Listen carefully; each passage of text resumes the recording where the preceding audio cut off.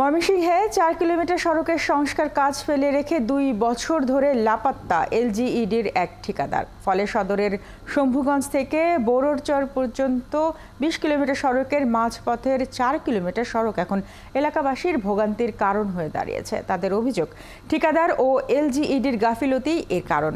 বাবুল হোসেনের তথ্য ও নুরুজ্জামানের ছবিতে প্রতিবেদন।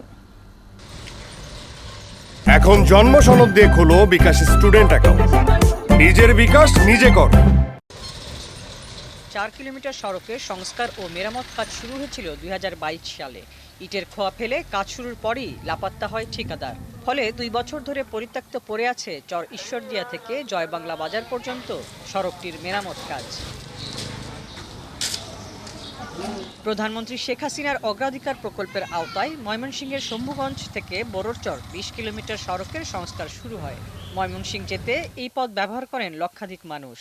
তাদের অভিযোগ, এই সড়কের চর ঈশ্বরদিয়া থেকে জয়বাংলা বাজার পর্যন্ত বেহাল সড়ক চরম দুর্ভোগে ফেলেছে তাদের।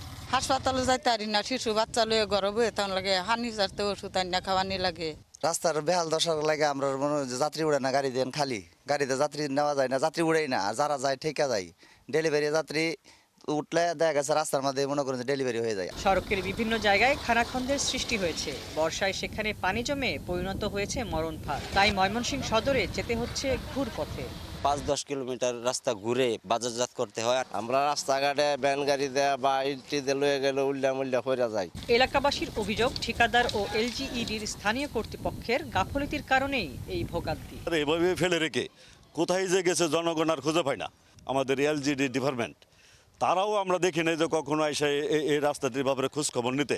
রাস্তাটা যদি সংস্কার হইতো তাহলে আমাদের অনেক উপকার হইতো। এ নিয়ে ক্যামেরার সামনে কথা বলতে চাননি এলজিইডির স্থানীয় নির্বাহী প্রকৌশলী। তবে মোবাইল ফোনে ঠিকাদারের গাফলতির দায় স্বীকার করেন তিনি। ঠিকাদার তো এই জন্য দায়বদ্ধই, ঠিকাদার ৩,৬০,০০,০০০ টাকা ব্যয়ে এই সড়ক সংস্কারের কাজ পেয়েছিল ঠিকাদারি প্রতিষ্ঠান সাদিয়া এন্ড সাদিয়া এন্টারপ্রাইজ। ঠিকাদার সাইফুল ইসলামের মোবাইল ফোনে একাধিকবার যোগাযোগের চেষ্টা করা হলেও তিনি ফোন ধরেননি। হাসিবা আলী বর্ণা, ৭১।